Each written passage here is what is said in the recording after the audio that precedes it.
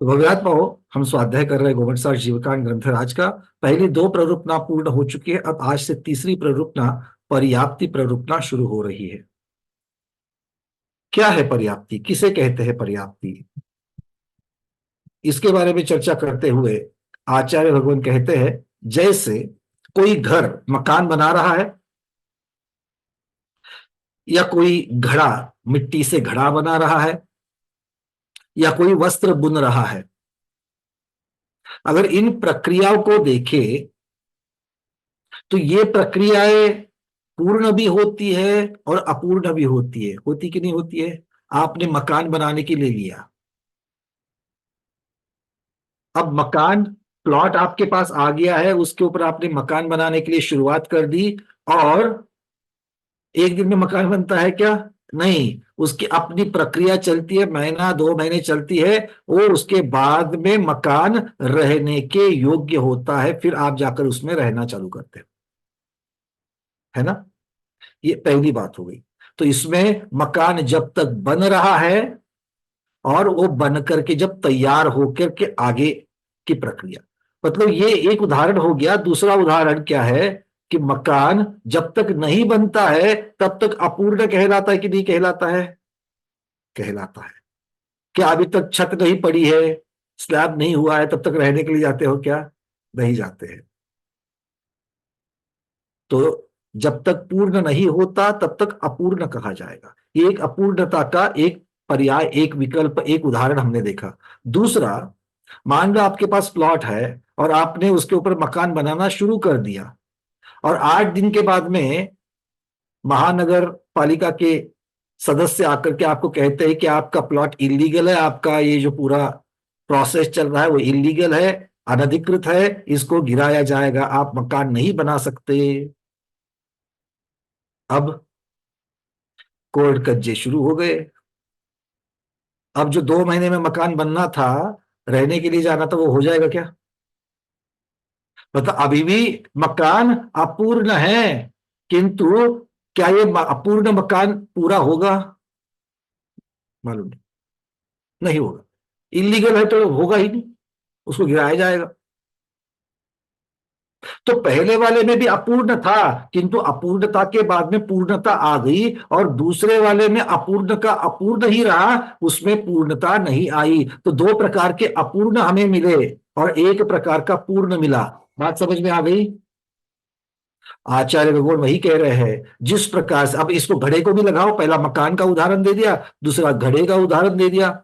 घड़ा मिट्टी से बनता है, जब तक बन रहा है गोले के स्वरूप में है, पानी और मिट्टी मिलाई जा रही है, फिर उसके बाद में उस चक्र के ऊपर उसको रखा जा रहा है, और फिर वो कुम्हार उसको आकार दे रहा है। जब तक घड़ा नहीं था, बन रहा था, तब तक उसे अपूर्ण माना गया कि नहीं माना गया? माना गया। और जब बन करके पूरा हो गया, उसको पकाया गया भट्टी में, तब जाकर के वो उपयोग के लायक हो गया, पात्र हो गया कि आप उसमें अब जल भर सकते हो। क्लियर है? तो वो भी अपूर्ण था किंतु पूर्ण हुआ। अब मान लीजिए वो मिट्टी जिसमें ये बन रहा था उसमें पात्रता ही नहीं है, और उन कारणों से वो कुम्हार जो है अब उस मिट्टी से वो घड़ा बना ही नहीं पाएगा, वो घड़ा कभी बनेगा ही नहीं। तो उस प्रकार का भी अपूर्ण हो सकता है। वस्त्र, वस्त्र भी जब तक बुन रहे हैं तब तक, वस्त्र जब तक बुन रहे हैं तब तक बन रहा है, और एक बार बुनना पूरा हो गया उसके बाद में वो पूर्ण हो जाएगा। तो आचार्य भगवान यहां पर हमें 118 नंबर की गाथा लेकर के आते हैं, उसके दर्शन कर लेते हैं, उसको अपने कंठ से उच्चारण करते हैं। क्या कहते हैं आचार्य भगवान? जह पुन्ना पुन्नाइम गिह घड़ वत्था दियाइम दौवाइम तह पुण्यदरा जीवा पज्जति दरा मुने यौवा। बड़ी सीधी गाता है। क्या कहते हैं? जह, जैसे, पुन्ना पुन्नाई, पुन्ना और पुन्नाई, पुन्ना पुन्ना, इसमें पुन्ना का पहला पुण्य और अपुण्य का अ मिलकर के बन गया पुन्ना पुन्ना। मतलब पूर्ण और अपूर्ण होते हैं। जैसे पूर्ण और अपूर्ण होते हैं कौन, कौन पूर्ण और अपूर्ण होते हैं? गिह, गृह, मकान, घड़, घट, मटका, वत्थ, वस्त्र आदि। ठीक है। अब आगे क्या कहते हैं? वैसे तह पुण्य दरा जीवा। पूर्ण और इदरा, इदरा मतलब उल्टा, अपूर्ण। पूर्ण और अपूर्ण होते हैं कौन? जीव भी पूर्ण और अपूर्ण होते हैं। और उसे क्या कहते हैं? पज्जितरा, पज्जति दरा, पज्जति और इदरा। पज्जति मतलब पर्याप्त, और इदरा मतलब उसके ऑपोजिट, उससे विरुद्ध, अपर्याप्त। मुणे दव्वा, ऐसा कथा गया है। किसके द्वारा कहा गया है? पंकज भैया के द्वारा नहीं, सिद्धांत चक्रवर्ती नेमिचंद्र महाराज के द्वारा नहीं, तो तीर्थंकर केवली भगवान के द्वारा ये कहा गया है। क्लियर है? बड़ी सुंदर सीधी सीधी गाथा है। तो आचार्य भगवान इसका भावार्थ आगे करेंगे। शब्दार्थ इस प्रकार से बन गया, जिस प्रकार ग्रह, घट, वस्त्र आदिक अचेतन द्रव्य पूर्ण और अपूर्ण दोनों प्रकार के होते हैं, उसी प्रकार पर्याप्त और अपर्याप्त नाम कर्म के उदय से युक्त जीव भी पूर्ण और अपूर्ण होते हैं। जो पूर्ण है उनको पर्याप्त कहा है, और जो अपूर्ण है उनको अपर्याप्त कहते हैं। तो हम क्या है? आप क्या हो? हम लोग पूर्ण है क्या अपूर्ण है? बुद्धि के जैसे, बुद्धि की अपेक्षा से नहीं पूछा है। बुद्धि की अपेक्षा से आप और हम सभी अपूर्ण ही है केवल ज्ञान होने तक, वो बात अलग है। पर भव की अपेक्षा देखा जाए तो हम पूर्ण है कि अपूर्ण है? इस भव में इस शरीर को धारण करना पूर्णता हो गई कि नहीं हो गई है? हो गई है। तो हम सब और पूर्ण है। पूर्ण मतलब क्या है? पर्याप्त है। अरे अभी तक मैंने 5 मिनट भी नहीं हो गया, आप लोग प्रश्न अभी थोड़ा सा, थोड़ा ले लेते हैं। ठीक है, पहले मुझे जो कहना है वो कहने दीजिए। पोस्टमैन अभी तक आपके दरवाजे पे आया है, बेल ही बजा रहा है। आपने धड़ाधड़ प्रश्न पूछोगे, आपके प्रश्नों के उत्तर जरूर मिलेंगे। आगे बढ़ते हैं। ठीक है, तो आचार्य भगवान कहते हैं, जैसे पूर्णता और अपूर्णता होती है, यहां पर भी आचार्य भगवान पर्याप्त और अपर्याप्त कहते हैं। आगे धवला जी में इसको बहुत अतिशय सुंदर तरीके से, पुस्तक क्रमांक 2, धवला जी पुस्तक क्रमांक 2 में पर्याप्ति के बारे में क्या कहा है देखिए। वो कहते हैं, ग्रहित आहार वर्गना को खल, रस, भाग आदि रूप परिणमाने की जीव की शक्ति के पूर्ण हो जाने को पर्याप्ति कहते हैं। ये पर्याप्ति जिनके पाई जाए वो पर्याप्त है, और जिनकी वो शक्ति पूर्ण ना हो उन जीवों को अपर्याप्त कहते हैं। बड़े सुंदर शब्द है, उन शब्दों को समझते हैं, एक एक शब्द को देख लेते हैं। क्या कह रहे हैं? ग्रहित वर्गना, जो वर्गनाएं ग्रहण की है। हम कौन सी वर्गना ग्रहण कर रहे हैं?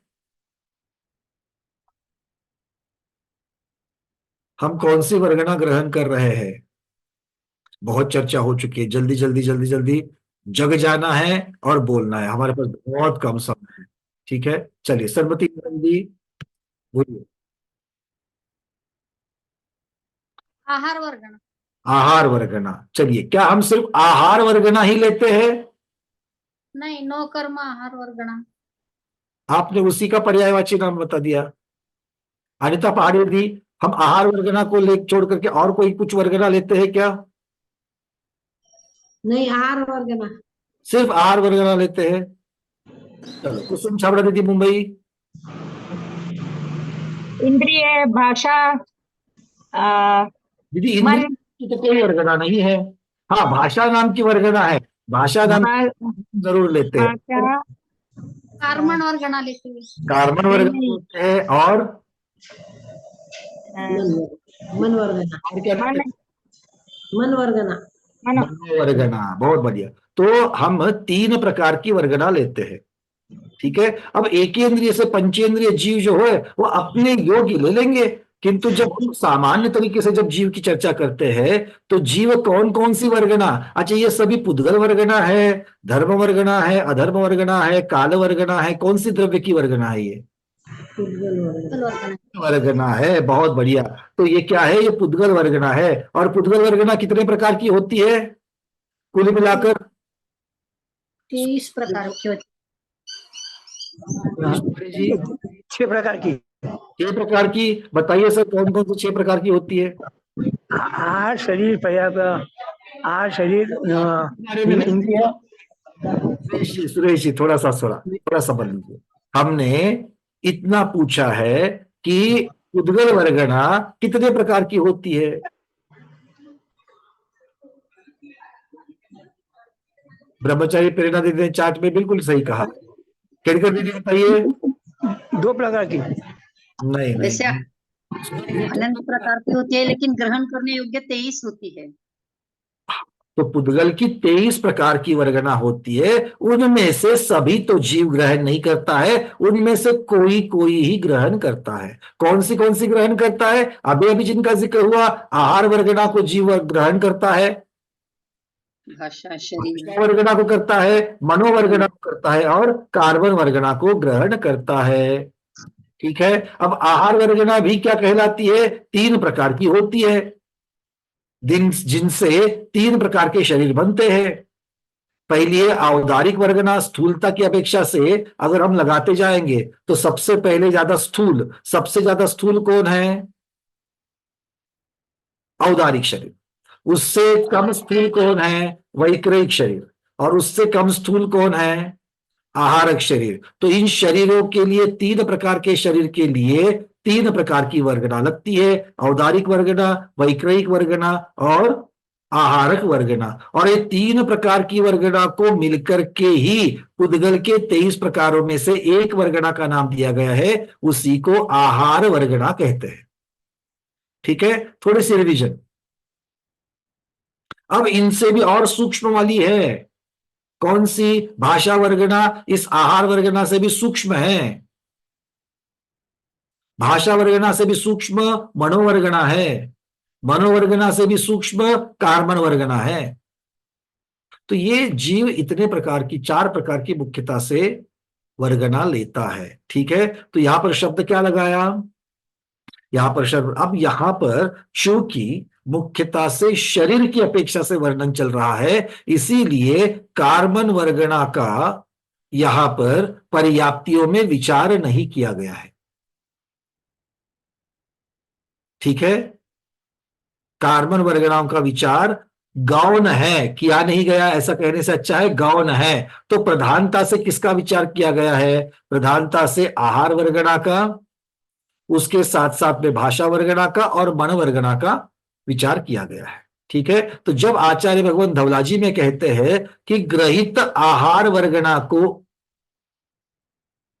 तो सीधा सीधा आहार वर्गना शब्द आ गया। तो जीव जो अलग अलग प्रकार की वर्गना ग्रहण करता है, पुद्गल वर्गना को ग्रहण करता है, उसमें से आहार वर्गना की चर्चा कर रहे। सबको बात क्लियर हो रही है? तो इससे हमको क्या सीख मिलती है? एक तो पुद्गल वर्गना अलग अलग प्रकार की है, उनमें से कुछ कुछ को ही जीव ग्रहण करता है, और उसमें से भी आहार वर्गना की चर्चा यहां पर चल रही है, बाकी सबकी नहीं चल रही है। क्लियर है? मतलब आप एकदम से सामान्य से इस विषय को ना ले, पहले सामान्य से और फिर कंसंट्रेट करते करते करते उस सूक्ष्मता की गहराई में भी उतरते जाए, ये मेरा प्रयास चल रहा है। क्लियर है? लिखने वाले, आपको लिखने के लिए बहुत समय देता हूं मैं। आज की क्लास की समाप्ति के बाद में कल की क्लास की शुरुआत होने तक 24 घंटे 20 घंटे मिल जाते हैं। ठीक है ना? बीच में पीडीएफ भी आपको बड़ी बनाई है आपके पास, तो थोड़ा ये नहीं समझोगे तो 50 बार वही प्रश्न करोगे। मैं गोमट सर तीसरी बार पढ़ा रहा हूं आप लोगों को, अभी भी उसी प्रकार के प्रश्न आते हैं। क्यों आते हैं? क्योंकि हमने पहले वाला अकाउंट क्लियर ही नहीं किया है।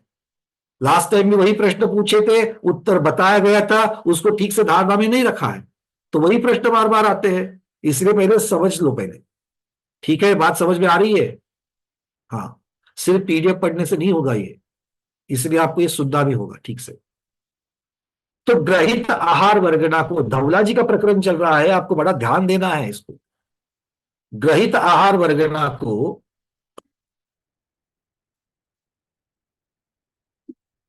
खल रस भाग, खल और रस भाग। अब खल किसे कहते हैं? ठोस भाग जो होता है उसे खल बोलते हैं, और जो लिक्विड होता है उसे रस कहते हैं। सॉलिड भाग खल, लिक्विड भाग रस। तो खल रस भाग आदि, आदि मतलब इससे भी और ज्यादा होते हैं। सिर्फ ठोस भाग और रस भाग नहीं होता, इससे भी ज्यादा होते हैं। इत्यादि को, इत्यादि रूप परिणमाने की, परिणमाने की मतलब कन्वर्ट करने की शक्ति, किसकी? जीव की, अगर पूर्ण हो जावे तो उसे पर्याप्ति कहते हैं। शक्ति की पूर्णता को पर्याप्ति कहा, पर्याप्ति पना कहा। क्लियर है? जैसे आपके सामने आटा भी है, पानी भी है, क्या कहते हैं आप इसको? बेलन भी है, जिस पाटे पर मराठी में तो हम लोग पोळपाट बोलते हैं, है ना? बेलन, पोळपाट, वो तो जो जिसके ऊपर बेला जाता है, वो हिंदी में क्या कहते हैं इसको? अनिता पहाड़ी दीदी क्या कहते हो? चकला, चकला। अच्छा, चकला, चकला। एक इकार का सिर्फ फर्क है, हमारे यहाँ चकली बोले तो खाने की चीज हो जाएगी। और हो गया। और लखनऊ में क्या कहते हैं प्रमोद जी? कभी विचार हुआ है इस पर?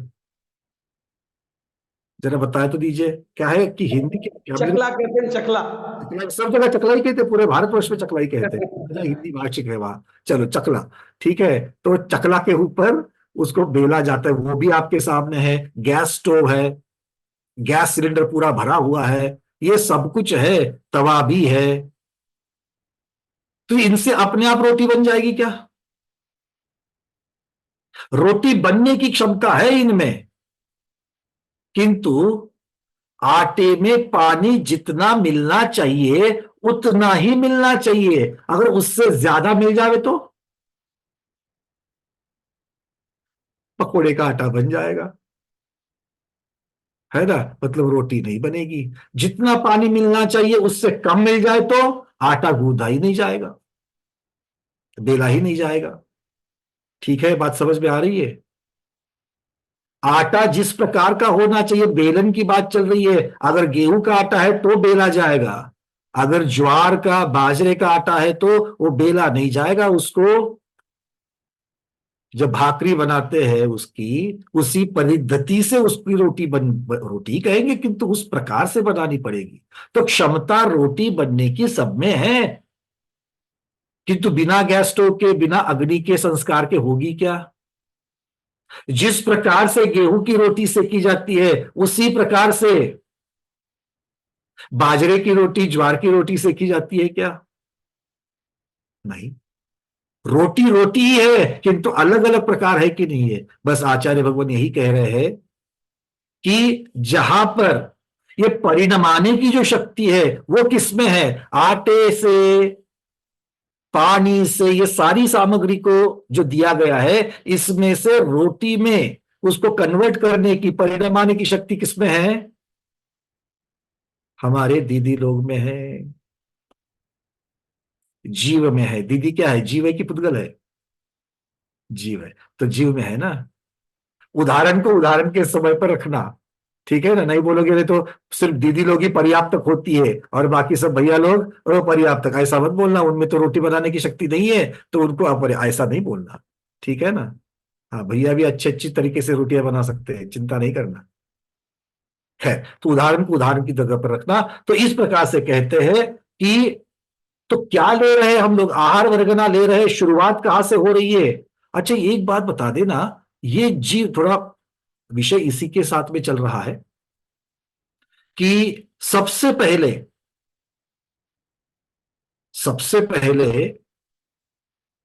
ये सारी जानकारी हमें होनी चाहिए कि जीव ये करता कब है? 8 वर्ष का होने के बाद। क्योंकि रोटी तो दीदी लोग कब सीखते हैं? अगर हमारे दादी के जमाने की होगी तो हो सकता है कि 10-11 वर्ष की उम्र में ही सीख लिया। हमारे मम्मी के जमाने की हो तो हो सकता है 15-16 वर्ष की हो तो हो, और आज के जमाने की हो तो हम बोल ही नहीं सकते कि कब वो सीखेंगे, है ना। तो खैर, तो मतलब जीव, ये पर्याप्त या ये शक्ति जो है, किसकी शक्ति? आहार वर्गना को लेकर के उसमें से ठोस और लिक्विड, ये दो चीजों को बनाने की। अब ये ठोस और लिक्विड से आगे क्या बनाएंगे वो तो अगली बात है, पहले सॉलिड और लिक्विड में कन्वर्ट करने की ये शक्ति कब आती है जीव को? तो इसीलिए जान लेना, मान लो अभी हम लोगों का मरण हुआ, मानना है, मरना नहीं है, चिंता नहीं करना, सिर्फ मानना है। मरण हो गया, कहा सम्मेद शिखर जी में हो गया, ये मान लो, अच्छा लगेगा थोड़ा। पहाड़ की वंदना करके आ गए और मरण हो गया। अब कहां उत्पन्न होना है? पहले दूसरे स्वर्ग में होना है, उपपाद शैया पर होना है। तो यहां से विग्रह गति में गए, विग्रह गति में गए तो कितने, 1-2 समय तो चले गए, देव आयु के पहले 2 समय चले गए। कहां पहुंचे? उपपाद शैया पर पहुंच गए। अब उपपाद शैया पर पहुंचने के बाद में जो हमारा नया जन्म स्थान है, वहां पर वो क्या है? वो योनि भी कहलाएगा, हा या ना? जीव समास प्रवृत्तना को बाहर निकालो, अभी अभी पड़ी हुई है। उपपाद शैया क्या है? वो भी जन्म लेने का स्थान, मतलब योनि है। तो हम उस प्रकार की योनि में पहुंच गए। अब अंतर मुहूर्त तक ये सारी प्रक्रियाएं चलेगी। क्या प्रक्रिया चलेगी? शक्ति को प्राप्त करने की। कौन सी शक्ति? किस चीज की शक्ति? तो आहार वर्गना को लेकर के उसको सॉलिड और लिक्विड भाग में कन्वर्ट करने की शक्ति। सिर्फ शक्ति की बात कर रहे हैं पहले। शक्ति प्राप्त करेंगे, कार्य शुरू होगा। शक्ति प्राप्त करेंगे, कार्य शुरू होगा। शक्ति प्राप्त करेंगे, कार्य शुरू होगा। इसको समझने के लिए मैं हमेशा मोबाइल का उदाहरण एक देता हूं, हमेशा आधुनिक उदाहरण। आप सबको पता है मोबाइल फुल बैटरी डाउन हो गई, पूरी की पूरी बैटरी डाउन हो गई, कासाविस होते कि नहीं होते हैं? अरे बाप रे, फोन पूरा डिस्चार्ज हो गया, पूरा डिस्चार्ज हो गया। चलो कोई बात नहीं, अब क्या कर दिया? अब चार्जर लगा दिया, स्विच भी ऑन कर दिया। जिस क्षण आपने चार्जर का स्विच ऑन कर दिया, उसी क्षण उस मोबाइल की स्क्रीन ऑन हो जाती है क्या? अरे अब तो चार्जिंग चालू हो गई, पहले तो स्क्रीन ऑन थी, और जिस क्षण बैटरी पूरी डाउन हो गई उस क्षण हमारा मोबाइल बंद हो गया। अब तो चार्जिंग चालू की तो मोबाइल की स्क्रीन दिखनी चाहिए, नहीं दिखती। वो 2 या 3 सेकंड लेता है, उसके बाद में दिखाता है 0%। स्क्रीन पर क्या आता है? 0%। उसके बाद 1%, 2% ऐसा दिखना चालू होता है। तब तक हम, अब मान लो 5-10 सेकंड निकल गए। अब क्या करते हैं? अब जाकर के अगर हम लोग बटन चालू करेंगे, स्विच ऑन करेंगे मोबाइल, तो पहले 10 सेकंड लेने के बाद में फिर स्क्रीन चालू हो जाती है, अंदर के सारे सॉफ्टवेयर लोड हो जाएंगे, फिर स्क्रीन चालू होगी। मतलब उससे जो टेलीफोन करने का जो मेरा काम है, या फिर उसके ऊपर अगर मान लो मुझे कोई फाइल देखनी है, सुननी है, तो वो सारा कार्य जो मोबाइल का है, क्या वो बटन को ऑन करते ही, चार्जिंग को ऑन करते ही पहले समय में हुआ क्या? नहीं हुआ, थोड़े समय के बाद हुआ। तो उतने समय तक मोबाइल कर क्या रहा था? उतने समय तक मोबाइल कर क्या रहा था? मोबाइल आगे जो कार्य करना है उसके लिए शक्ति जुटा रहा था। कहां से जुटा रहा था? चार्जर से जुटा रहा था। तो वो वर्गना कहां से ले रहा था? वो चार्जर से वर्गना ले रहा था, शक्ति जुटा रहा था। और शक्ति जब पर्याप्त हुई, सफिशिएंट हो गई, तब उसने कार्य करना चालू कर दिया। बात समझ में आ गई? जीव भी ऐसा ही है, उस उपपाद शैया पर पहुंच गया। वहां जाने के बाद अंतर्मुहूर्त तक शक्ति को प्राप्त कर रहा है। उस शक्ति से वो कार्य कब तक करेगा? पूरी आयु तक काम करेगा। अगर मान लो एक पल्ले की आयु लेकर के आए हो तो एक पल्ले तक वो कार्य करता रहेगा। किस चीज का कार्य करता रहेगा? आगे सारे काम 6 प्रकार के कार्य है, वो 6 प्रकार के कार्य करता रहेगा। सबको समझ में आ गई बात? क्योंकि यहीं पर हमारा भ्रांति होती है, कंफ्यूजन होता है कि क्या पर्याप्ति काम करने को कहते हैं या काम करने की शक्ति को प्राप्त करने को कहते हैं। तो आचार्य भगवान इसको धवला जी में बड़ी सुंदरता के साथ में इसको क्लियर करते हैं कि ये जो कार्य करने की शक्ति है उसको प्राप्त करना पर्याप्ति कहा गया है। सबको क्लियर है ये? अगर ये चीज समझ में आ गई तो पर्याप्ति प्ररूपता में अब कुछ नहीं बचा है, सारी चीजें अपने आप समझते आ जाएंगी। क्लियर है? अरे है या नहीं? हाँ, चलो अब चलते आगे। आगे यही कहा है धवला जी पुस्तक 2 में, व्याख्या क्या दी है उन्होंने? संपूर्णता के हेतु को, हेतु मतलब कारण, निमित्त, संपूर्णता के हेतु को या संपूर्णता के कारण को पर्याप्ति कहते हैं। अब ये पर्याप्तियां जो है इनके बारे में आचार्य भगवान कहते हैं, क्या क्या कह रहे हैं देखो।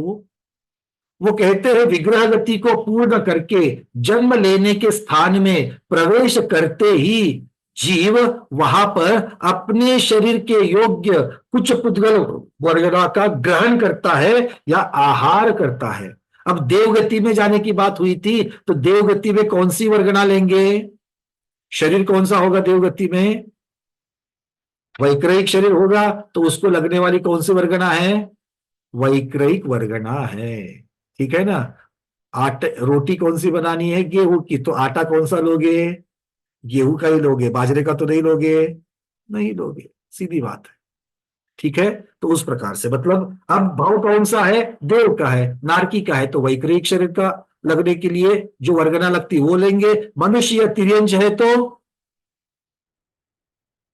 औदारिक वर्गना को लेंगे। और अगर महामुनि राज है, आहारक रिद्धि प्राप्त हुई है और उसके लिए आहारक शरीर बनना है, तो उसके लिए कौन सा मटेरियल यूज में आएगा? आहारक वर्गना, आहार वर्गना, जो उनको आहारक शरीर के लिए लगने वाली आहारक वर्गना आ जाएगी। ठीक है, चलिए, तो इन वर्गनाओं का ग्रहण करता है। आगे आगे वो कहते हैं कि तत्पश्चात उन आहार वर्गनाओं को क्रम से पहले सॉलिड और लिक्विड में कन्वर्ट करेगा और उन सॉलिड भाग से, ठोस भाग से फिर हड्डी बनाएगा, इंद्रिय बनाएगा। रस भाग से रस, रक्त, वीर्य, इनकी रचना करेगा। कौन करेगा? जीव करेगा। ठीक है? शक्ति किसने पाई है? जीव ने। किसकी शक्ति पाई है? कन्वर्ट करने की। किसको किसमें कन्वर्ट करने की? आहार वर्गना को सबसे पहले ठोस और रस भाग में कन्वर्ट करना और फिर ठोस भाग से हड्डी, इंद्रिय, श्वास आदि चीजों को बनाना और रस भाग से रक्त, वीर्य आदि को बनाना।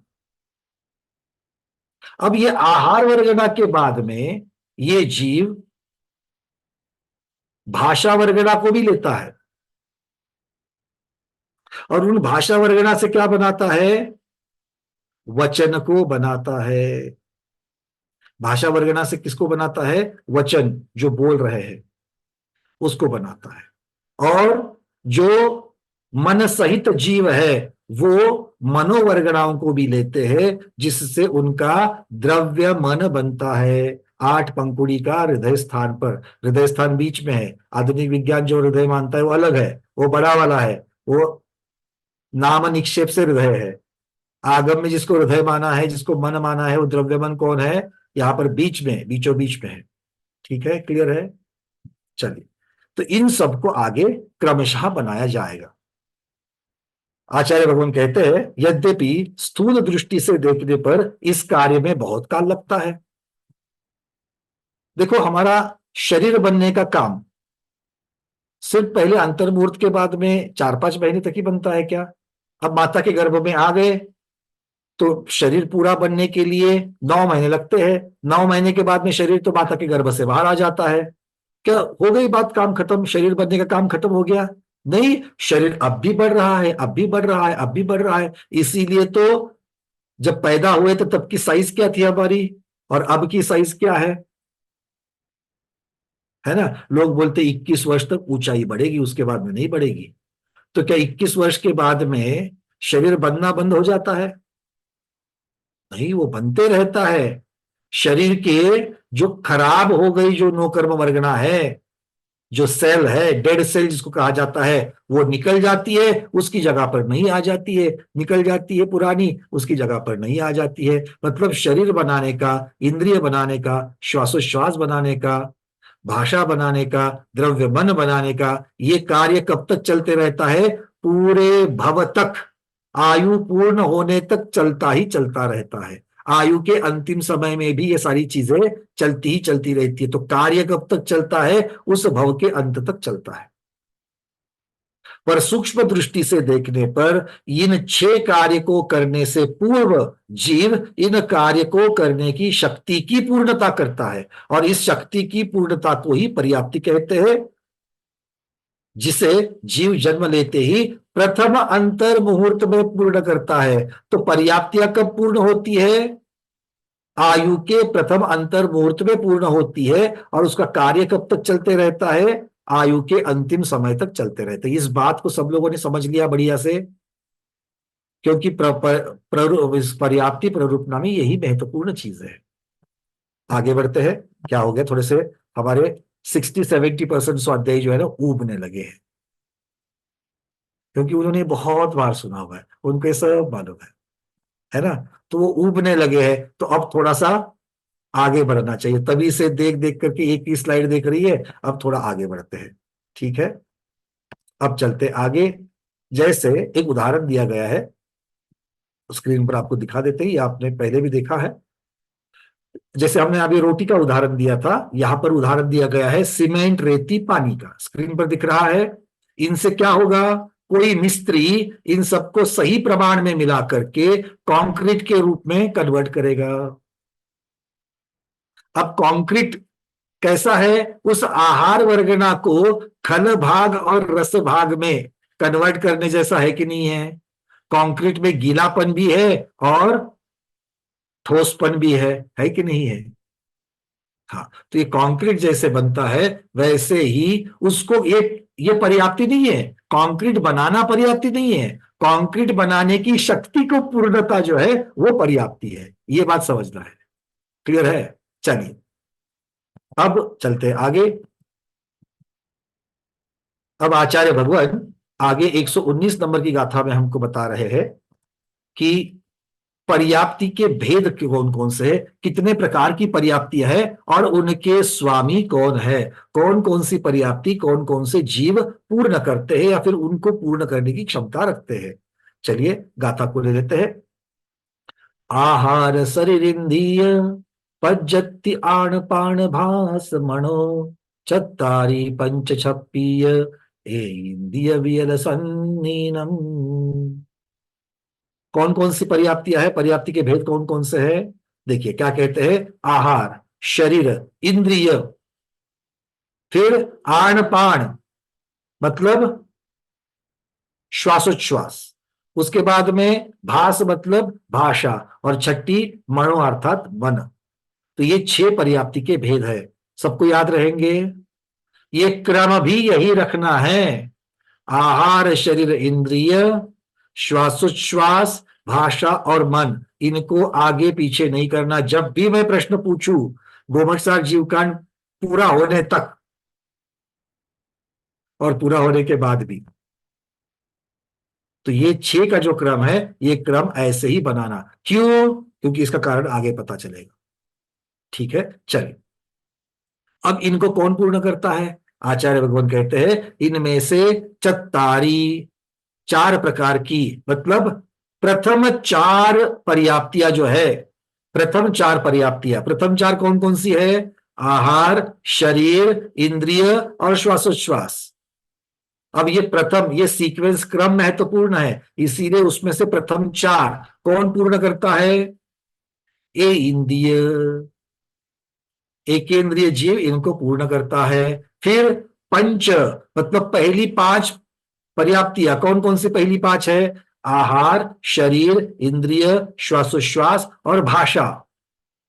ये कौन पूर्ण करता है? आचार्य कहते हैं वियल, अर्थात विकलेंद्रिय।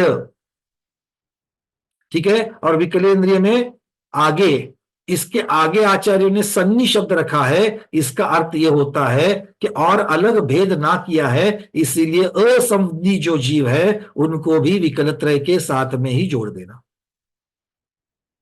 तो विकलत्रय और असंगी जीव, असंधि पंचेंद्रिय, ये पहली 5 पर्याप्तियों को पूर्ण करते हैं। और छप्पी, छप्पी मतलब 6 की 6 सभी पर्याप्तियां कौन पूर्ण करता है? सन्नीणम, जो मन सहित जीव है, जो पंचेंद्रिय ही होते हैं, तो सही पंचेंद्रिय जीव इन 6 की 6 पर्याप्तियों को पूर्ण करते हैं। नीचे चार्ट में इसी चीज को दिखाया गया है, आप देख सकते हैं पर्याप्ति के 6 भेद, और उसके नीचे ब्रैकेट बना करके दिखाया है कि पहली 4 कौन पूर्ण करते हैं? एक केंद्रीय, लाल कलर में दिख रहा है। पहले 5 नीले कलर में, प्रथम 5 के स्वामी कौन है? विकलत्रय और असंगी जीव, और उसके साथ में 6 के 6 पर्याप्ति के स्वामी है सैनी पंचेंद्रिय। बात समझ में आ गई क्या? सबके समझ में आ गई? किसके समझ में नहीं आई वो हाथ ऊपर करे। यहां तक की बातें, फिर हम आगे बढ़ेंगे, क्योंकि अब यहां से आगे आहार पर्याप्ति का स्वरूप, शरीर पर्याप्ति का स्वरूप क्या है, ये सब बताना चालू करेंगे। ठीक है, चलिए। इसके आगे आहार पर्याप्ति का स्वरूप बता रहे हैं। स्क्रीन आपके सामने, मैं स्क्रीन को लेकर के आता हूं।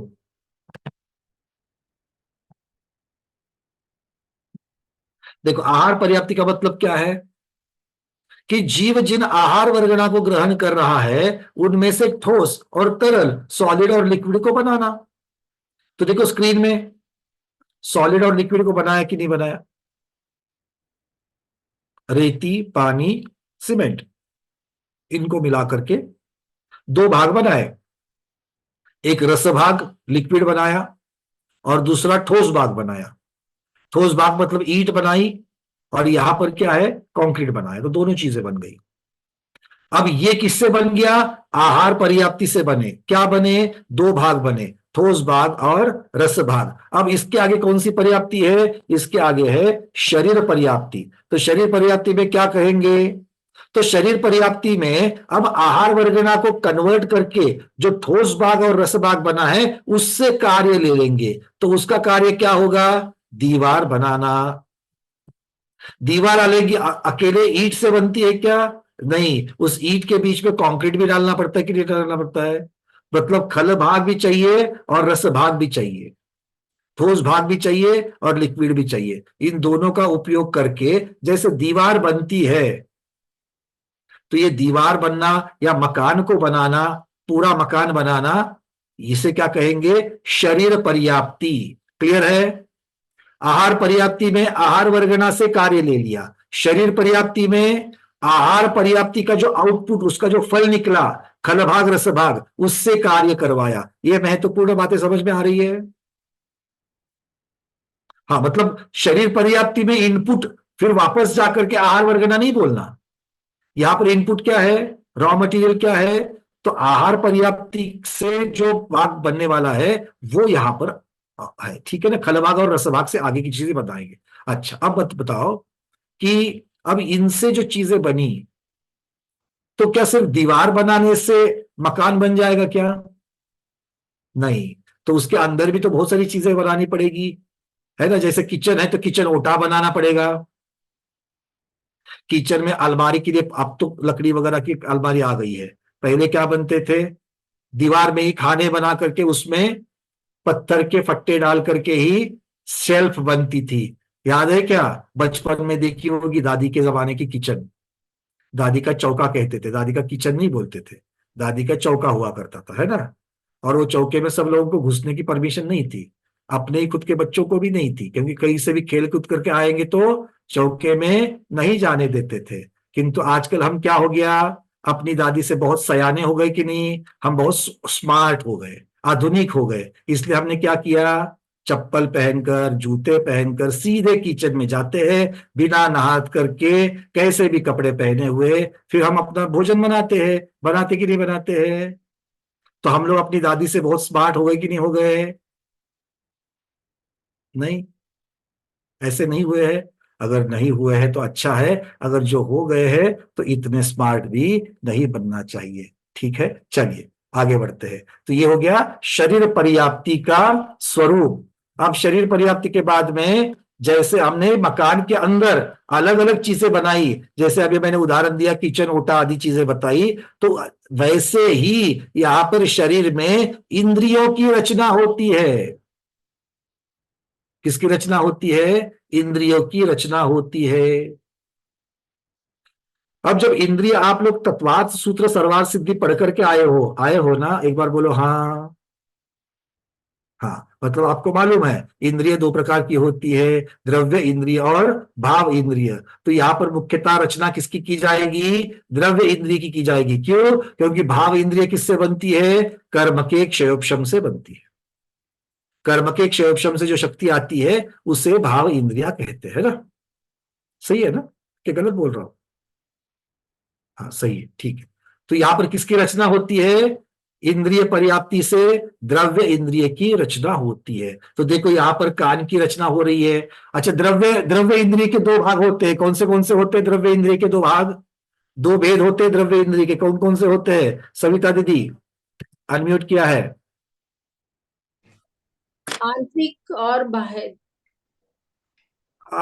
दीदी थोड़ा सा आप प्रभेद में चली गई। भेद बताना है हमको पहले। पहले मूल भेद, उसके बाद में प्रभेद। मूल भेद कौन बताएगा? कविता पट्टी दीदी याद आ रहा है क्या? देखो मैं हिंट दे दूंगा तो याद आ जाएगा। अनम्यूट किया है। निवृत्ति उपकरणे द्रव्येन्द्रियम। सूत्र याद आ गया? आ गया है ना? तो का ऐसा है भैया, आप पहले दो शब्द बता दो, हमको आगे का आ जाएगा। ठीक है ना, कोई बात नहीं। तो निवृत्ति और उपकरण। निवृत्ति किसे कहा? आकार, रचना को कहा। और उपकरण किसे कहा? इस रचना का जो सहायक भाग बनता है उसे उपकरण कहा। तो देखो अभी जैसा दीदी ने कहा था कि दो भाग बनते हैं, आभ्यंतर और बाह्य। तो ये निवृत्ति के भी बनते हैं और उपकरण के भी बनते हैं। तो मुख्यतः से निवृत्ति के बनते हैं।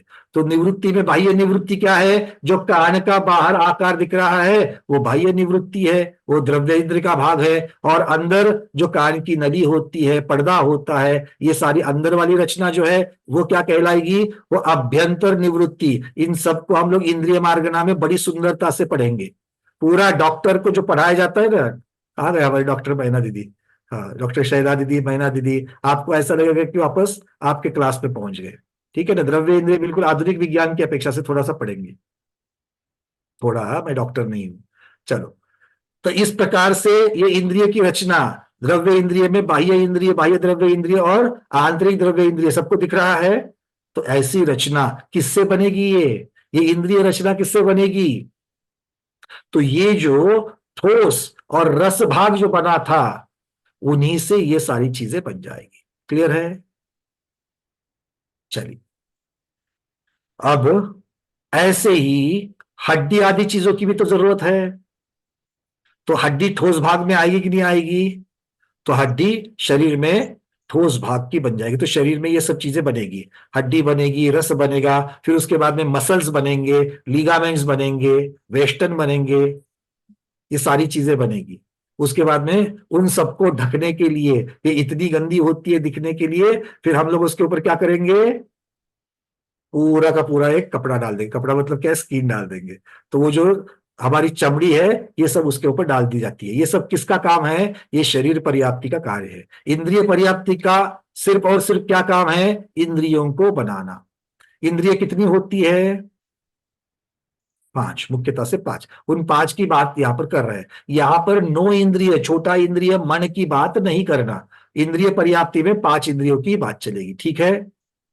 स्पर्शन, रसना, घ्राण, चक्षु और श्रोत्र, ये 5 इंद्रियों की चर्चा यहां पर हो रही है। ठीक है? तो मुख्यतः से पर्याप्ति में द्रव्य इंद्रिय की अपेक्षा से वर्णन चल रहा है। चलिए आगे आता हूं, मैं आपके प्रश्नों को भी लूंगा। थोड़ा सा आगे बढ़ते हैं। ये 6 की 6 पर्याप्तियों का पहले स्वरूप पूर्ण कर लेते हैं। अगली है आनपान श्वासोच्छ्वास पर्याप्ति, श्वासोच्छ्वास पर्याप्ति। ठीक है, अब श्वास जो है, हम श्वास कैसे लेते हैं? उच्छ्वास और श्वास हम लेते कैसे हैं? घ्राणेन्द्रिय के द्वारा उसको अंदर लेते हैं। किंतु क्या सिर्फ घ्राणेन्द्रिय सब कुछ करता है? क्योंकि घ्राणेन्द्रिय तो इंद्रिय में आ गया, अंदर जाकर के श्वास उच्छ्वास की जो प्रक्रिया है, वो जो भाता है, वो भाता कहां पर चलता है? हमारे लंग्स, फेफड़े, वो चलाता है। वो इंद्रिय में आता है क्या? नहीं आता है। तो वो जो मुख्य रचना है, श्वासोच्छ्वास वाली जो मुख्य रचना है, श्वास नलिका आदि की जो मुख्य रचना है, वो उसको पूर्ण करने की क्षमता जब आती है तो उसे क्या कहते हैं? श्वासोच्छ्वास पर्याप्ति कहते हैं। क्लियर है? तो श्वासोच्छ्वास में क्या क्या होगा? तो आपको पूरी श्वसन यंत्रणा जो है, वो श्वसन यंत्रणा शरीर की दिखाई गई है। ठीक है, अरे हाँ या ना? हाँ भाई, देखो संक्रांति के बाद में हमारे ऐसा माना जाता है, संक्रांति के बाद में गर्मी बढ़ती है, ठंड कम होती है ना? और संक्रांति इस बार 15 जनवरी को आई थी। आज क्या है? 7 फरवरी है। तो 3 हफ्ते तो हो गए। अब 3 हफ्ते में काफी गर्मी बढ़ चुकी है, तो गर्दन अकड़नी चाहिए क्या?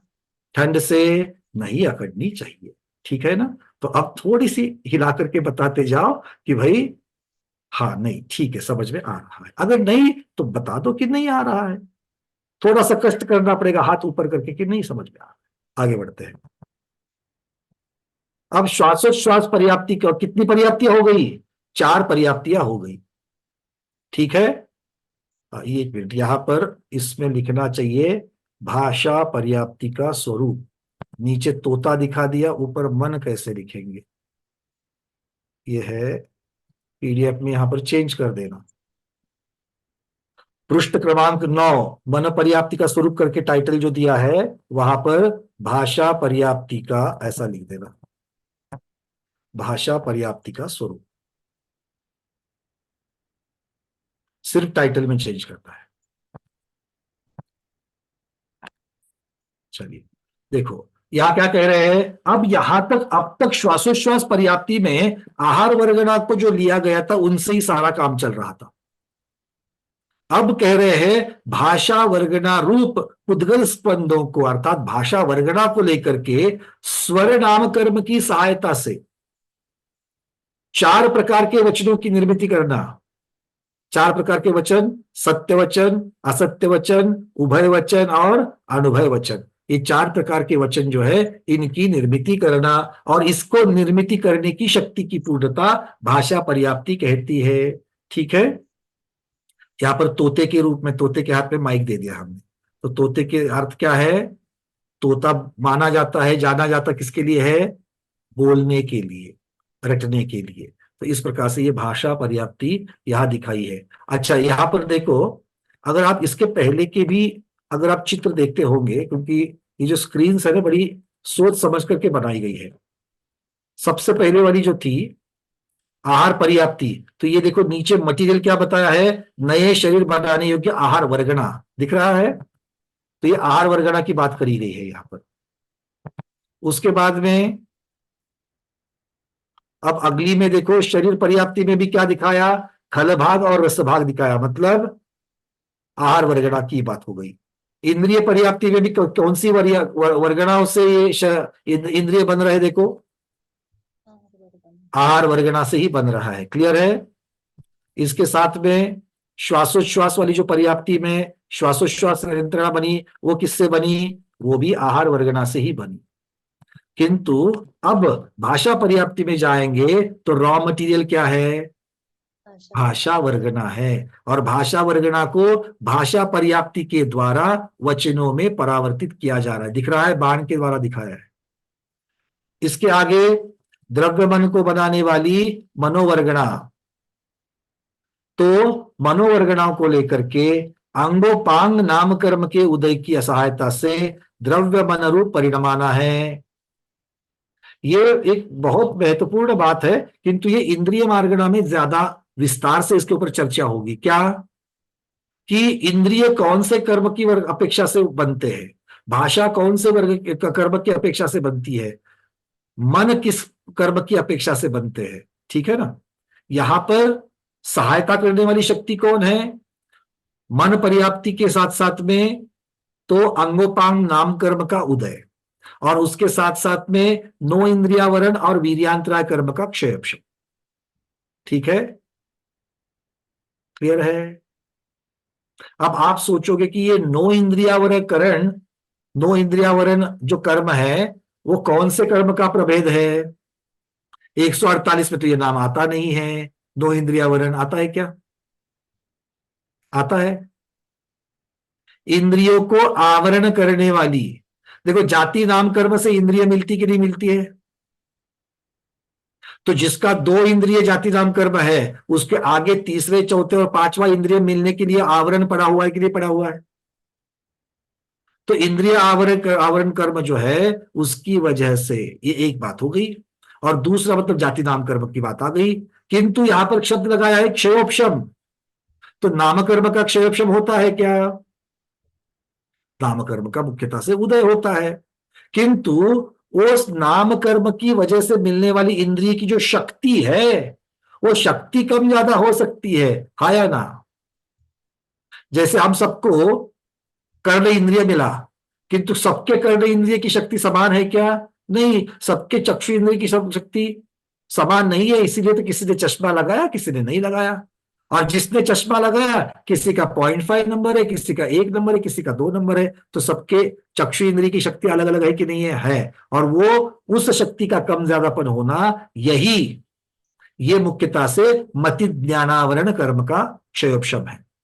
ठीक है, तो क्षयोपशम वाली बात जहां पर आ जाएगी वहां पर मुख्यता से ज्ञान इंद्रिय की अपेक्षा से लगा लेगा, और जहां पर द्रव्य इंद्रिय की बात आ जाएगी वहां पर जाति नाम कर्म हो या फिर उसके साथ साथ में अंगोपांग नाम कर्म हो, इन सबको इसके साथ में लगा लेगा। क्लियर है। अब मनोवर्गणा को मन पर्याप्ति के द्वारा द्रव्य मन में कन्वर्ट करना या उसकी पूर्णता करना, ये मुख्यता से मन पर्याप्ति का स्वरूप है। सबको क्लियर है ये।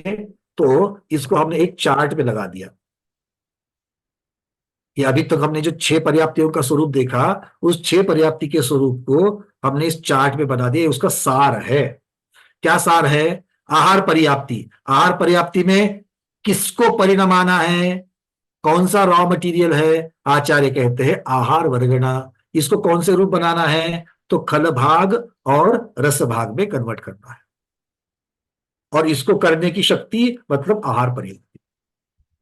शरीर पर्याप्ति में क्या करना है, वो जो खल भाग और रस भाग आया था उसको हड्डी रुधिर आदि के रूप में परिणमाना। तीसरा इंद्रिय वर्गणा, इंद्रिय पर्याप्ति में आहार वर्गणा जो है वो आहार वर्गणा कहो या फिर आहार वर्गणा के साथ साथ में खल भाग रस भाग जो बना हुआ है उनको भी साथ में लेकर के द्रव्य इंद्रिय का आकार रूप बनाना। श्वासोच्छ्वास पर्याप्ति में आहार वर्गणाओं से ही श्वासोच्छ्वास का रूप बनाना, उसकी यंत्रणा बनाना। भाषा पर्याप्ति से भाषा वर्गणाओं को वचन रूप परिणमाना, और मन वर्गणा को मन पर्याप्ति के द्वारा द्रव्य मन रूप परिणमाना। ये सब इन पर्याप्तियों के कार्य है। पर्याप्तियां ये कार्य करने की शक्ति है, और उन शक्ति के द्वारा ये कार्य करना उनका कार्य कहा जाएगा। ठीक है, चलिए अब आपके कुछ प्रश्नों को ले लेते हैं। यहां तक की बातें जहां पर समझ में नहीं है जिनको आई, या फिर आप जो भी डिस्कस करना है अब तक का जो भाग हुआ उसी के ऊपर चर्चा करेंगे। चलिए नीरज जी, सबसे पहले आप। वंदना भैया जी। वंदना बोलिए। मेरा ये प्रश्न था, जैसे अपन ने मनुष्य पर्याय है अपनी, उसके लिए जैसे खल रस भाग से अपने रज और वीर्य को ले सकते हैं। तो वीर्य जब 7 दिन के अंदर वो स्थूल होता है, रुकता है, उसके बाद वो ठोस होता है, काला पड़ता है, तो उसके 3 महीने बाद ये पर्याप्तियां चालू होगी, ऐसा समझना होगा ना। नहीं जैसे नहीं, क्योंकि पर्याप्ति सिर्फ शक्ति को कहा गया है, और ये अंतर मुहूर्त में ही पूर्ण हो। और अंतर मुहूर्त के बाद में उनका कार्य शुरू होगा।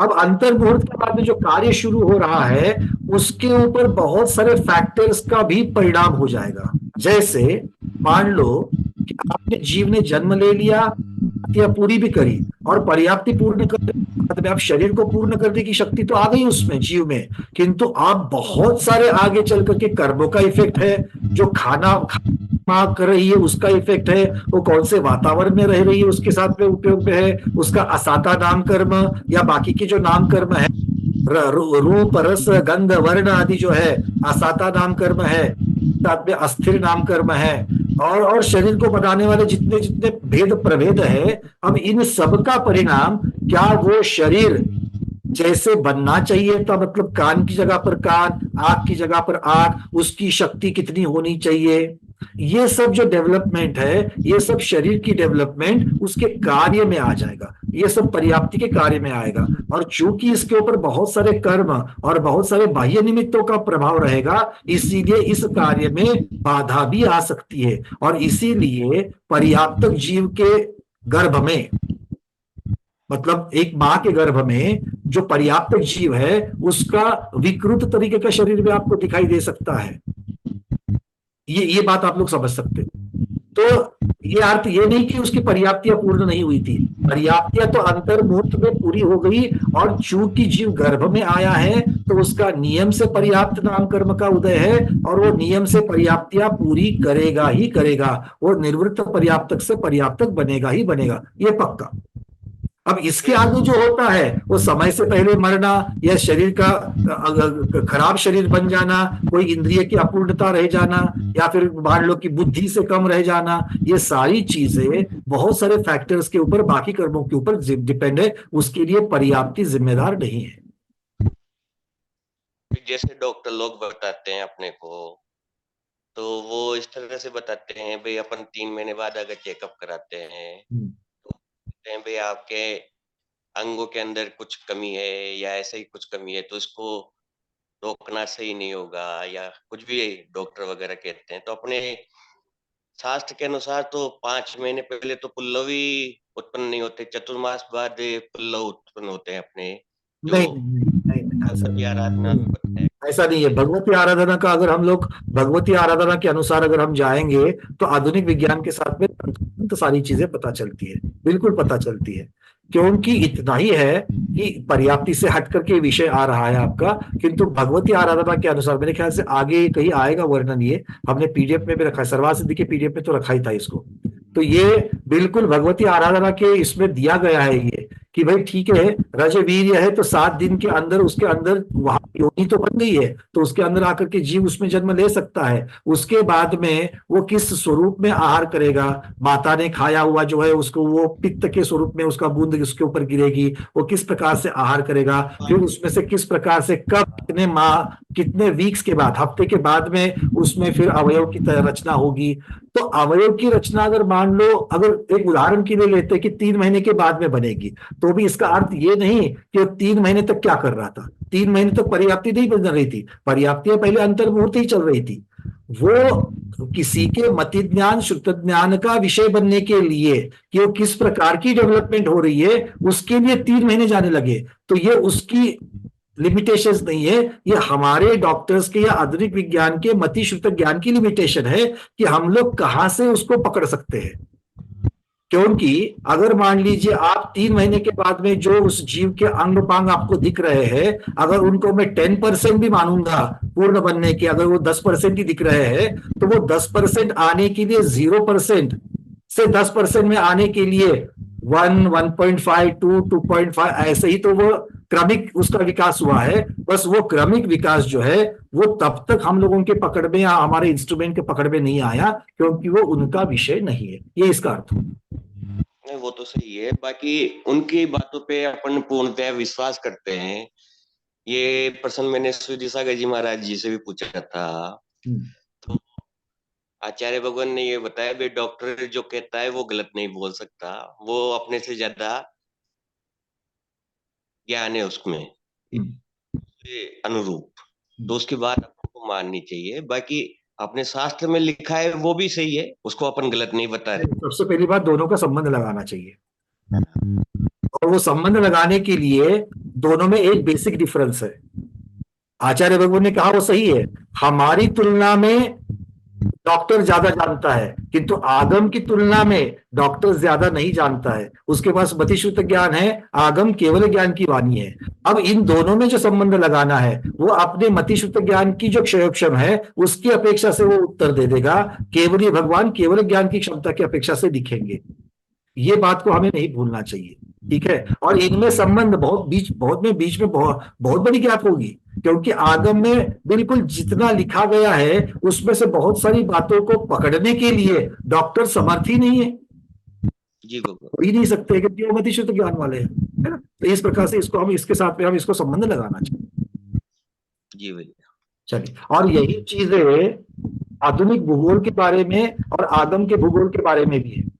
अभी हमारी ही पीढ़ी में ये सारी चीजें हो गई है कि पहले 2 सूर्य की बात को नकारा जाता था, आज 2 सूर्य की बात को माना जा रहा है। जी। तो ऐसी बहुत सारी चीजें हैं कि आधुनिक विज्ञान इज टू यंग टू से फाइनल ट्रुथ। और मैं ये नहीं कहता कि आज जो उपलब्ध आगम है वो सारा का सारा हमें परफेक्ट ज्ञान कराने में सहायक है, नहीं है, क्योंकि हमें पीसेस में, बाइट्स एंड पीसेस में हमको आज का आगम उपलब्ध है। एक सारी कड़ियां, अगर मान लो कि पूरा द्वादशांक के अगर 100 टुकड़े होंगे तो उसमें से हमारे पास में कुछ आए हैं, और वो भी क्रम से नहीं आए हैं, अलग अलग आए हैं, और इन सबका संबंध लगाना ये आज का हम लोगों के बस में भी नहीं है। इसलिए जितना आया है, जो जितना हमें समझता है उतना ठीक है, बाकी आज्ञा सम्यक्त से लेकर के हमें चलना है। ठीक है नरेश जी, अनम्यूट कर रहा हूं मैं आपको, शायद आप म्यूट हो गए। पर्याप्तियां जो भाषा वर्गना की है अपने, तो भाषा वर्गना की जो इंद्रिय पर्याप्तियां है वो तो फिर पल्लव उठने के बाद ही हो पाएगी ना सारी क्रिया। वो सॉरी, फिर से कहिए। जैसे भाषा वर्गना के, जैसे अपने इंद्रिय है, कान है, नाक है, आदि है, तो वो पुल्लव, पहले तो पुल्लव उठेंगे ना अपने, जो अपना जो अब देखिए, सबसे पहली बात, भाषा वर्गना को भाषा वर्गना अवेलेबल है, स्वर नाम कर्म का उदय है। अब पल्लव या फिर आप जो इंद्रियों की जो पूर्णता मानते हैं वो आज के आधुनिक विज्ञान की इंद्रिय की पूर्णता मानना और आगम जिसे इंद्रिय मान रहा है उसमें अलग अलग चीज है। पूर्णता, इंद्रिय की पूर्णता तो फिर बच्चे की भी नहीं है, जो 9 महीने के बाहर आ रहा है। क्या 9 महीने का जो बच्चा जब माता के गर्भ से बाहर आता है उसकी कर्नेंद्रिय तो पूरी है, और डॉक्टर के हिसाब से सारा इंद्रिय उसका डेवलप हो चुका है, तो क्या वो सारे प्रकार के आवाज सुन सकता है? नहीं, सारे प्रकार की तो नहीं सुन सकता, बाकी जितने मनुष्य सुन सकता है उतने भी सुन सकता है। मतलब एक प्रौढ़ व्यक्ति जितनी खुसफुसाहट को सुन सकता है उतनी खुसफुसाहट को बच्चा सुन सकता है? नहीं नहीं नहीं, है ना। तो और 2 चीजों की अपेक्षा से, एक द्रव्य इंद्रिय की अपेक्षा से और दूसरा भाव इंद्रिय की अपेक्षा से, क्योंकि जो खुसफुसाहट है वो सुनने के बाद में समझना, ये 2 चीजें हैं। द्रव्य इंद्रिय सेंसर्स है, इंजीनियरिंग लैंग्वेज में कहा जाए तो सिर्फ सेंसर्स है, उनका काम सिग्नल को लेकर के आना है, तो उसको प्रोसेस करके समझना, ये ज्ञानोपयोग जो है ये भाव इंद्रिय का काम है जी। इस अपेक्षा से उसको समझना चाहिए, ठीक है। तो इसीलिए मैं ये नहीं कहूंगा कि भाई आप उसको कहां से उसकी पूर्णता मानो या पूर्णता नहीं मानो, और उसके ऊपर आगम यहां पर बात भी नहीं कर रहा, यहां पर पर्याप्ति का विषय चल रहा है। पर्याप्ति सिर्फ उसको बनाने की शक्ति के नाम है, और आगे चल करके उसके कार्य में, जैसे मान लीजिए एक मिस्त्री है और उस मिस्त्री को मकान बनाने की पूरी उसके पास में पात्रता है, वो मटेरियल भी आ गया, मटेरियल अच्छा आ गया, और वो बनाते जा रहा है, बनाते जा रहा है, बनाते जा रहा है, और अभी उसने पहली दीवार बना ली, और पहली दीवार बनाने के बाद में जोर से आंधी आई, जोर से बारिश आई, और वो दीवार जो है वो ढह गई, आधी अधूरी रह गई। अब बोलो क्या होगा? एक दूसरा उदाहरण, अगर मान लो ऐसा कोई भी नेचुरल कैलामिटी नहीं हुई है, कोई भी भूकंप आदि चीजें नहीं आई है, आंधी वगैरह नहीं आई है, घर मकान पूरा बना, किंतु जितना पानी मारना चाहिए था प्लास्टर के बाद में उतना पानी नहीं मारा गया है, तो दरारें आएगी कि नहीं आएगी उस दीवार में? तो क्या वो मिस्त्री की गलती है? अब जो पानी मारने वाला था या फिर आगे की जो प्रक्रिया थी, पानी नहीं था, जितना पानी उपलब्ध था उतने के ऊपर उसने पानी मारा, पानी कम भर गया, उसमें दरारें पड़ गई दीवार में। अब ये जो चीज है, इसके लिए वो जो पात्रता है, जो हमारे शब्दों में पर्याप्ति है, वो जिम्मेदार नहीं है, वो तो आगे के फैक्टर्स है।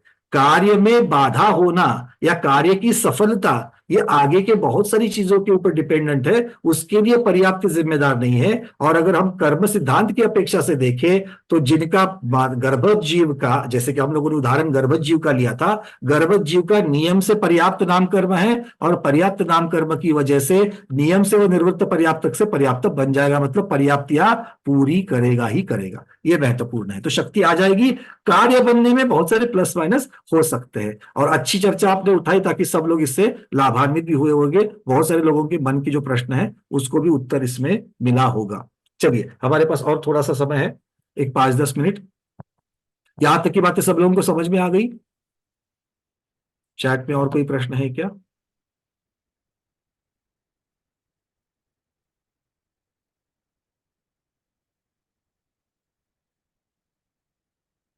प्रथम समय से 3 समय के अंदर शक्ति प्राप्त होने को आहार पर्याप्ति कहा जाएगा ना। देखो, पर्याप्तियां पहले समय से ही शुरू हो जाती है, तीसरे समय से नहीं। तो तीसरा समय मतलब अगर आप लोग हाँ विग्रह गति की अपेक्षा से लेंगे तो ठीक है, जन्म स्थान पर पहुंचने के पहले वक्त, और विग्रह गति के बाद में फिर ठीक है, उसकी अपेक्षा से आप जो लिखा है वो ठीक है। अगर विग्रह गति में 2 समय चले गए हैं तो तीसरे समय से पर्याप्तियां अपना काम करना शुरू करेगी, मतलब वो पर्याप्तियां की निवृत्त पर्याप्तिक अवस्था जो है वो शुरू हो जाएगी। चलिए, हाँ चंद्रा जवारिया दीदी पूछिए। बंधन भैया जी, मना पर्याप्ति का नहीं समझ में आया। मना पर्याप्ति में अभी इतना ही समझना है कि एक द्रव्य मन होता है, एक भाव मन होता है, ये बात क्लियर है। तो उसमें से जो द्रव्य मन की जो रचना है वो फिजिकल रचना है, तो वो रचना किनसे बनती है? मनोवर्गनाओं से बनती है। तो उस मनोवर्गना को लेकर के द्रव्यमन बनाने की जो शक्ति है, उस शक्ति को मनोपर्याप्ति कहेंगे। ठीक है, चलिए, मतलब उसका मनोपर्याप्ति कारण और द्रव्यमन का बनना कार्य, इस प्रकार से उसको समझना। नीरज जी और कुछ है, बोलिए। वरना भैया जैसे अपने उत्पाद से या फिर तो पहले समय में पहुंच जाते होंगे, तो वहां पहले समय बाद ही पर्याप्तियां पूर्ण हो जाती होगी फिर। किसकी रुजुगति वाले की बोल रहे हैं? उत्पाद से या देवायु जिसको बंध हुई है, ऋजुगति से जो जीव गमन कर रहा है। हाँ हाँ, तो इसीलिए शब्द लगा दिया कि उपपाद स्थान पर पहुंचते ही वो पर्याप्ति, उसकी जो निर्वृत्त पर्याप्त अवस्था जो है वो शुरू हो जाए। चलिए, हाँ जी, और सबके समझ में आ रही बातें जो सुन हो रही है? हाँ अरविंद जी बोलिए। ना भैया जी, ये नौ इंद्रिय आवरण जो बताया आपने वो थोड़ा ज्यादा क्लियर। 9 इंद्रिय आवरण किसे कहा गया है? इंद्रिय पारगणा में तो कहेंगे 9 इंद्रिय का अर्थ होता है मन। 9 इंद्रिय का अर्थ क्या होता है? मन। तो मन होना चाहिए कि मन नहीं होना चाहिए?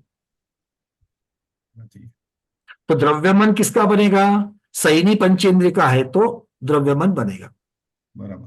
तो उसके ऊपर आवरण डालने वाला 2 तरीके से, एक तो नाम कर्म की अपेक्षा से बनेगा कि नहीं बनेगा? बनेगा, ठीक है, किंतु उसकी क्षमता द्रव्यमन की क्षमता क्या है? चिंतन करने की क्षमता है। और चिंतन करने की क्षमता का मतलब क्या है? इंद्रिय है, मतलब उसमें अवग्रह, इहा, अवाय, धारणा, मति ज्ञान होगा ही होगा, क्योंकि इंद्रिय और 9 इंद्रिय, इनकी मदद से, इनकी सहायता से जो ज्ञान होता है वो मति ज्ञान कहा जाएगा। तो ज्ञान है तो क्षमता होगी, कम ज्यादा होगी, उसका क्षयोपशम जो उसको जो ढकने वाला है, उस क्षमता को ढकने वाला जो है उसे 9 इंद्रियावरण कहेंगे। मतलब कोई जीव जो है वो एक विषय दिया तो चिंतन करने की क्षमता उसमें ज्यादा है और किसी में चिंतन करने की क्षमता कम है। ये किसके वजह से हुआ? तो 9 इंद्रियावरण कर्म का क्षयोपशम।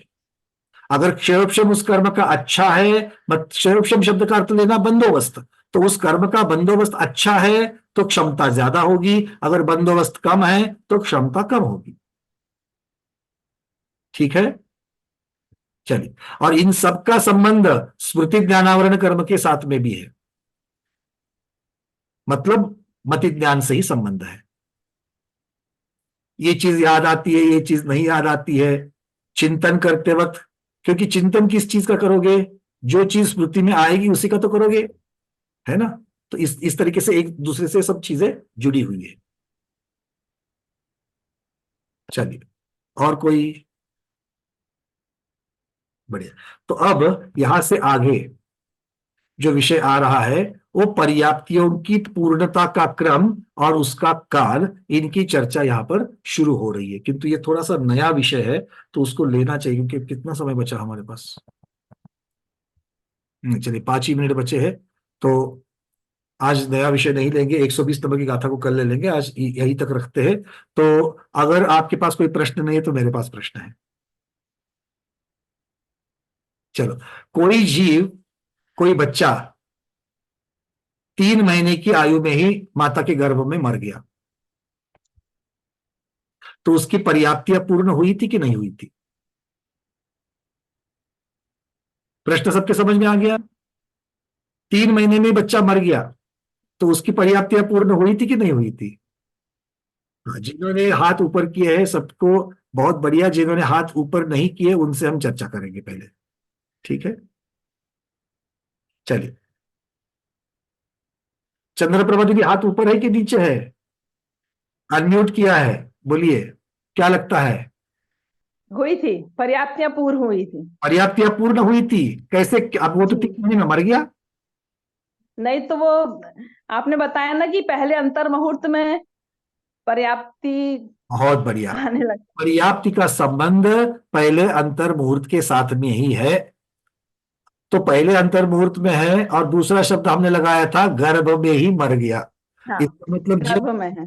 और गर्भज है मतलब उसकी पर्याप्तियां पूर्ण होगी ही होगी, पक्का। जी मनुष्य है, जी किसकी चर्चा चल रही थी? मनुष्य की चल रही थी, ठीक है। जी। और गर्भज मनुष्य है तो नियम से पर्याप्तियां पूर्ण करेगा। क्यों? क्योंकि जिनकी पर्याप्तियां पूरी नहीं होती है वो जीव, वो मनुष्य नियम से सम्मूर्छन पद्धति से जन्मता है। तिर्यंचों में ऐसी बात नहीं है। तिर्यंचों में सम्मूर्छन हो या गर्भज हो, दोनों भी पर्याप्त पूर्ण कर सकता है। मनुष्यों में ऐसा नहीं है। मनुष्यों में गर्भज मनुष्य है तो ही पर्याप्तियां पूर्ण करेगा, नियम से पूरी करेगा, और सम्मूर्छन मनुष्य नियम से पूरी नहीं करेगा। क्लियर है? जी चलिए, बहुत बढ़िया। अभी जो पर्याप्ति के जो 6 भेद बताए थे, वो 6 भेद कौन क्रम से कौन बताएगा? पर्याप्ति के 6 भेद क्रम से।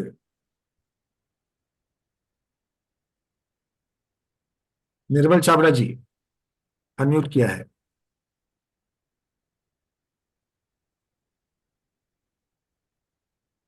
निर्मल जी, आपका माइक कनेक्ट नहीं होता है, कल परसों भी यही प्रॉब्लम थी। अनम्यूट तो हो चुका है, माइक कनेक्ट नहीं हो रहा। आप जरा एक बार देख लेना वहां पर, कुछ तो गड़बड़ है। ठीक है, घर के किसी यंग सदस्य को दिखा देना। माइक की तबीयत ठीक नहीं है आपके। हाँ, सरिता पाटिल दीदी बताइए।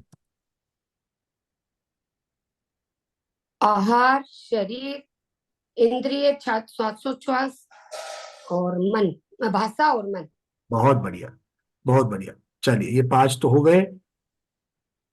अब पुष्पा दीदी, यहाँ पर पुष्पा दीदी के नाम से है। पुष्पा दीदी, आपको हम यहाँ से अनम्यूट कर रहे हैं, 1 मिनट। आपको बताना है कि श्वासोच्छ्वास पर्याप्ति में किस चीज को किस चीज में परिणमा जाता है, किसको किस में कन्वर्ट किया जाता है? पुष्पा दीदी अनम्यूट करिए पहले। हाँ जी जी। श्वासोच्छ्वास पर्याप्ति में किस चीज को किस चीज में परिणमाया जाता है, कन्वर्ट किया जाता है? आहार वर्गना से। आहार वर्गना से। शरीर में जो श्वास की इंद्रिय उससे इंद्रिय नहीं कहेंगे, श्वासोच्छ्वास की। श्वास से परिणमन किया जाता है। मतलब श्वासोच्छ्वास कहिए या श्वासोच्छ्वास में लगने वाले जो जितने भी सारे हमारे अवयव है, उनके अंग भाग है, उनकी चर्चा। आहार वर्गना के द्वारा किया जाता है। हाँ, क्योंकि इंद्रिय इसमें क्यों नहीं डालेंगे? क्योंकि इंद्रिय पर्याप्ति नाम से अलग से पर्याप्ति बनी हुई है। अच्छा, ठीक है, चलिए, बहुत बढ़िया। और प्रश्न पूछे और अब पूछने के लिए कुछ है नहीं, इतना सीधा साधा सरल सरल है, इसीलिए हाँ आप देखो गर्दन किसी की नहीं अकड़ रही है अभी, है ना, बहुत बढ़िया है। चलिए, पर्याप्ति किसे कहते हैं? धवला जी पुस्तक 2 में जो पर्याप्ति की व्याख्या दी है वो व्याख्या बतानी है, बहुत छोटी सी व्याख्या, बहुत सुंदर व्याख्या दी है। क्या पर्याप्ति किसे कहते हैं? डॉक्टर बैना दीदी।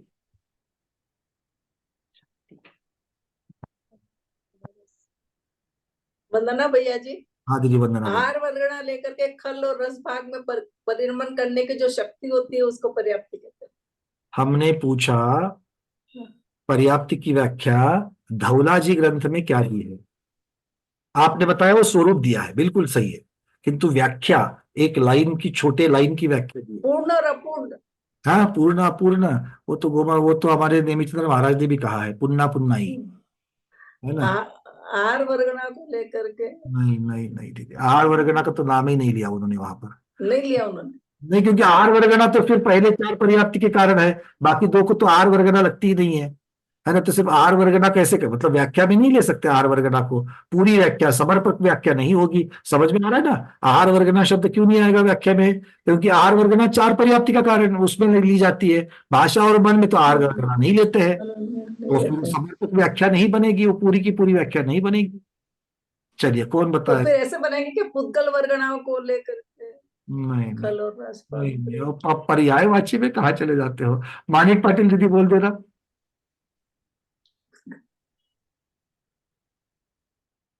शक्ति शक्ति एक जुटने के लिए पर्याप्त कहते हैं, शक्ति पूर्णता के लिए। थोड़ा थोड़ा आप नजदीक पहुंचे हो, बट नहीं, थोड़ा और। ज्योतिबा दीदी। संपूर्णता के हेतु को पर्याप्ति कहते हैं। बहुत बढ़िया, संपूर्णता के हेतु को पर्याप्ति कहिए। अब ये विशिष्ट गाथा का ये शब्दार्थ है या फिर गाथार्थ ऐसा कह लीजिए, क्योंकि विषय वहां पर जो चल रहा है। अगर हम लोग जनरल बात करेंगे आगम की, और वहां पर अगर आप ऐसा कहोगे कि संपूर्णता के हेतु को पर्याप्ति कहते हैं, तो वो समर्पक नहीं होगा।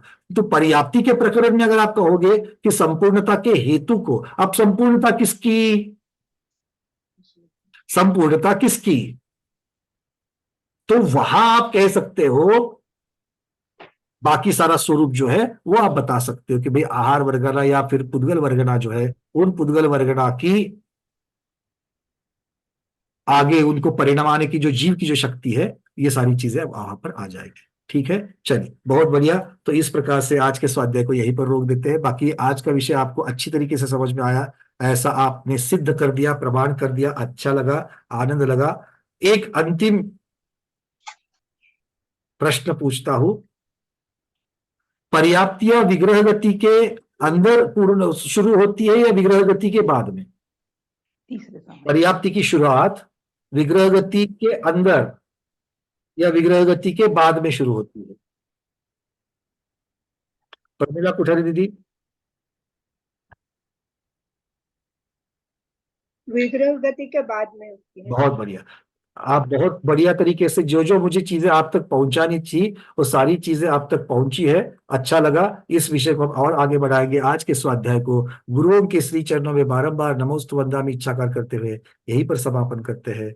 जैनम जयतु शासनम, जैनम जयतु शासनम, जैनम जयतु शासनम।